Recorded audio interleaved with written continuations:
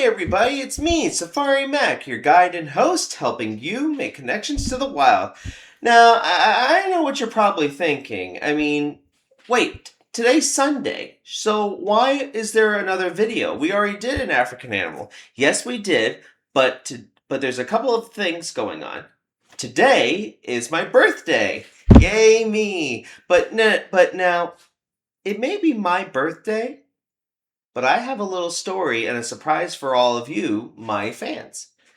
I'd like to tell you a little story about a little fishing excursion that took place just last week on this particular day.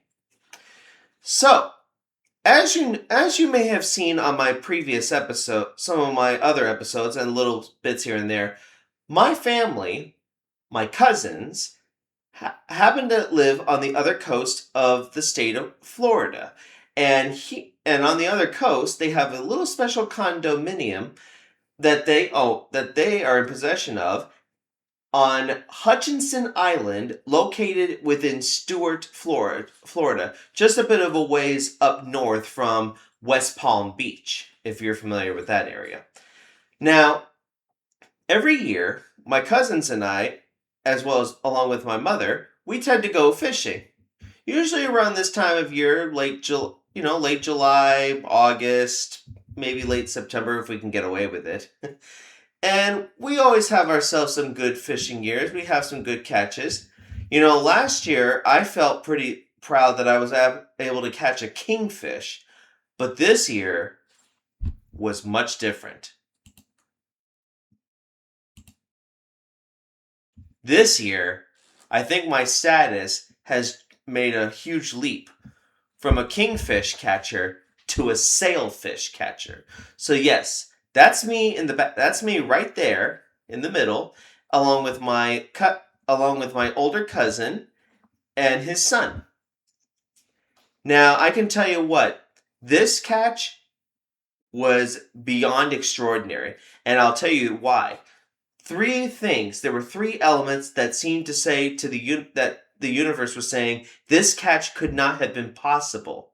One, the bait that was being used on the pole was not a typical fish that sailfish probably would have gone after. It was a hornbelly fish that caught the attention of this big boy. Two, the hook itself that caught this fish wasn't meant to originally catch something that big. Even the pole, which I'm holding in my hand, the pole itself was not designed to catch a sailfish. And yet, I still did it. 10 minutes, I struggled. Walked around the boat 5 times, counterclockwise, 5 times, just to tire out this big boy. And I'm telling you, did he fight? He fought almost 6 times. When I thought I was close to getting him in, the line went, and boy, he put up, like I said, he fought, but eventually we pulled him up, and I had caught this magnificent beast. Now, I didn't eat him because you really shouldn't be eating a sailfish just because of the high mercury content in this animal from eating all other species of fish. And also, maybe in the past this was a prized fish, but nowadays with conservation in mind, this is more of a species that you just want to, you catch it, great. Now you just throw it back.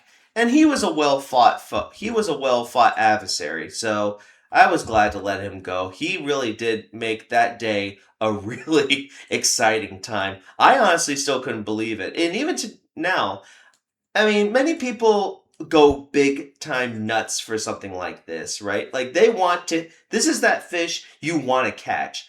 I really still don't. Maybe I still don't understand how big of a deal it is, but I'm just glad that this was something that I caught. But enough of that story. There was also another animal that we had seen a lot of, and all my family convinced me to do a little mini Safari Mack thing about it. Have you ever seen something like this? This is called the Atlantic black sea hare, or known as Ellipsia morio. Here's just in a more up close picture. Here's a little bit of a better picture so you can just see what it looks like. It's a member of the mollusk family, or similar like that to sea slugs. Now, in a way, when I saw this creature, the first creature that came to my mind was a kind of sea slug called the Spanish dancer. They're the ones that when they move, they have a special beautiful twirl-like movement, like that of a flamenco dress or a dancer. Have you ever seen a flamenco dancer? So, something similar to that. But these creatures are relatively harmless, and as unless you're trying to eat them, which you really don't want to eat these creatures because they're not really fast and they don't have a hard shell to protect them, but instead have to rely on chemical defenses. In their case, they spit a kind of pink purplish ink as a form of defense to get away from predators. Now, I'm going to tell you what, there was an abundance of these creatures, and it really got me thinking into a mystery. Like, why were there so many of these guys? What was going on? So I had to think. I was puzzled. I was trying to figure it out, and then it dawned on me. The lagoon area of Hutchinson Island and Stuart, Florida, there is unfortunately been a lot of reports about high nutrition pollution, or an increase in nutrients from the land. Now, in certain areas that's okay, but but not all areas can handle this influx of nutrient discharge. So these guys, along with another kind of organism that was pretty abundant over there on the other coast of Florida, was a kind of floating plant that we know as sargassum. Now I would like to think of it more as like a sanctuary, as like a little mini hubbub, or maybe even a strip mall of the sea, because many different animals will come to these areas. Fish, predatory fish like swordfish or mahi-mahi, even baby sea turtles will hang out sometimes along these floating weeds, but these animals do not eat the sargassum as I thought that they might. So, with all this excess nutrients, I predict that there will be a huge population boom of these creatures, as well as an increase in their predators, which can include lobster, sea stars, anemones, and there might be a bit of a die-off of these predators, but every now and then in nature, something like that does happen. Something causes one thing to get a little increase, that increases another group, that increases another group. Basically, it's just part of nature, and it's just another great example of how much more we still have yet to discover about life on our planet. Well, I'm afraid that's all I have, because I'm going to go celebrate my birthday today, but until next Saturday, this is Safari Mack. I'll see you all out there.